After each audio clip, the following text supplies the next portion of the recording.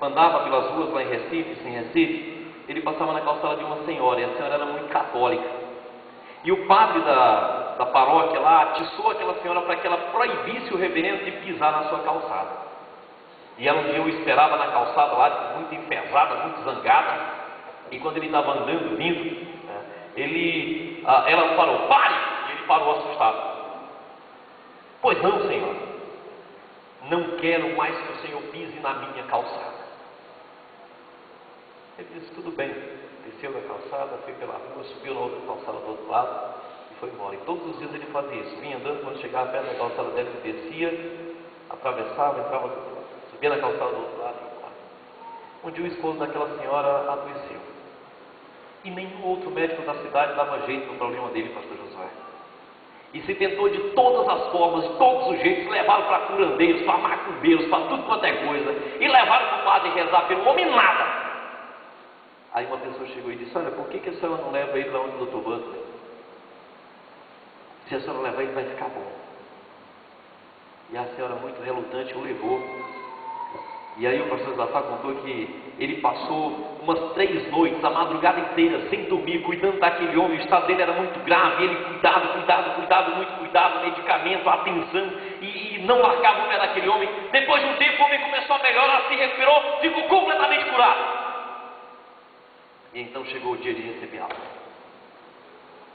Aquela senhora foi até o hospital, viu, pastor Enoque?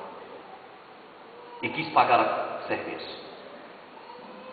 Doutor, me diga quanto eu lhe devo. Não importa quanto é a dívida, eu quero pagar. Ele disse, não é nada. Vá para casa com seu marido, está tudo bem. E ela disse, não, eu quero pagar. E ele disse, vai embora, não é nada. Ela disse, não, eu exijo, eu quero pagar. Ele disse, tudo bem então. Pegou lá um pedacinho de papel, escreveu, aquele pedaço de papel dobrou, entregou para ela. E antes que ela começasse a ler, ele disse, tenha um bom dia, que Deus lhe abençoe. Ela então abriu o papel e lá estava escrito, que a senhora me deixe passar por sua calçada. Era tudo que ele queria. Ele não queria briga, ele não queria contendas, ele não queria problemas com aquela senhora.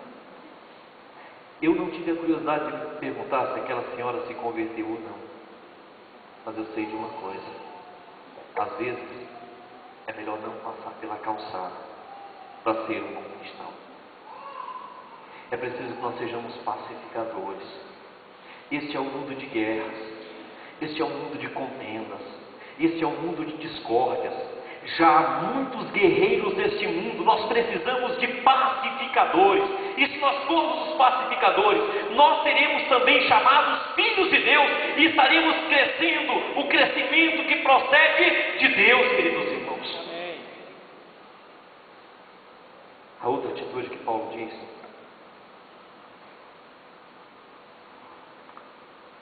é uma atitude de fundamentação.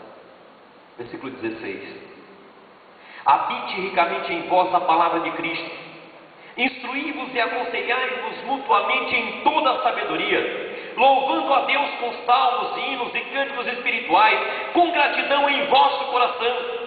Queridos irmãos, se queremos este crescimento que procede de Deus, pastor Boaz me ensinou 2 vezes, seguindo a verdade em amor. Paulo está dizendo aqui: habite ricamente em vós o quê? A palavra de Cristo. Eu tenho uma alegria no meu coração. Lá em cima, naquela logomarca, há uma Bíblia aberta. E ali, onde nós estamos alicerçados, eu tenho uma alegria em meu coração de dizer que sou parte de uma denominação que ama e respeita a palavra de Deus. Glória a Deus. Eu tenho a alegria de fazer parte de uma igreja que ao longo dos anos tem demonstrado que vive mediante a palavra do Senhor. E por isso eu louvo ao meu Deus. Mas eu temo que pelas influências de um tempo que abandona a palavra de Deus, de uma visão teológica que descarta a verdade do Evangelho, de homens que estão impregnados por um conceito de repúdio ao santo Evangelho de Jesus Cristo, nós estejamos aqui e ali sendo contaminados. Eu temo isso.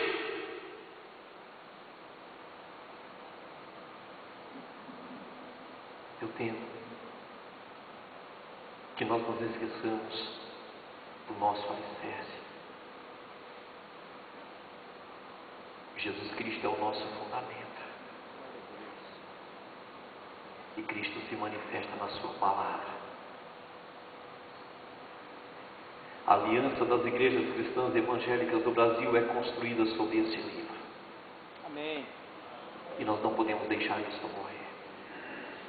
Devemos, queridos irmãos, ter sempre uma atitude de fundamentação. A palavra de Cristo, diz Paulo, precisa habitar ricamente em nós. É interessante. Quando Paulo diz que a palavra deve habitar ricamente em nós, ele diz que nós devemos estar completamente cheios da palavra de Deus, completamente recheados da palavra. Sabe, irmãos, tem na história da igreja a vida de um homem que ele é formidável nesse sentido, para que nós compreendamos o que se quer dizer aqui. Você já ouviu falar de John Bunyan, autor daquele livro O Peregrino? Já ouviram? Já leram O Peregrino? Quem já leu O Peregrino aqui? Quem não leu precisa ler.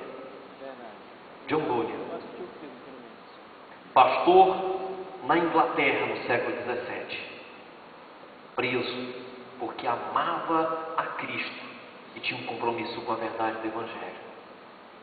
Ficou preso por muito tempo. Depois que ele morreu, uma das pessoas que o conheciam disse uma coisa acerca dele que a história não deixou apagar, que serve como uma lição para nós sobre o ser cheio da palavra de Cristo. O que se disse a respeito dele foi que onde quer que se cortasse uma parte do corpo de John Bunyan, o sangue que dali brotasse não seria sangue, mas seria uma substância chamada biblina. Uma figura de linguagem para dizer que aquele homem era cheio da palavra. Glória a Deus. Habite ricamente em vós a palavra de Cristo.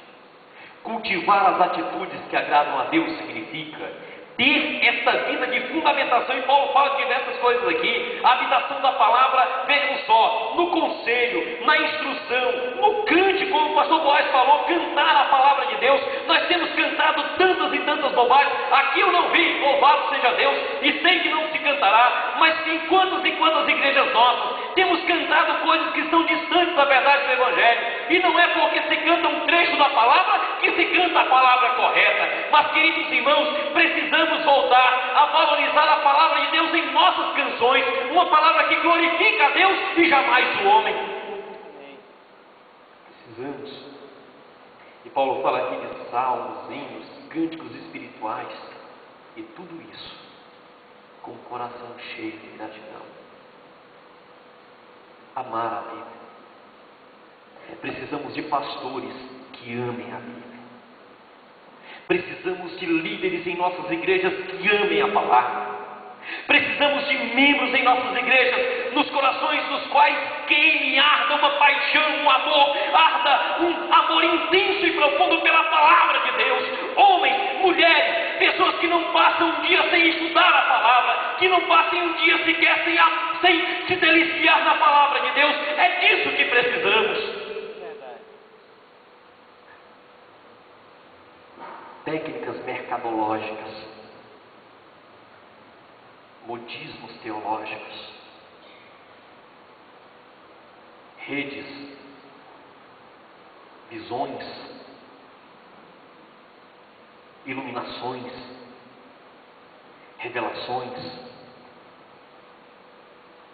tudo isso não passa de vento de doutrina.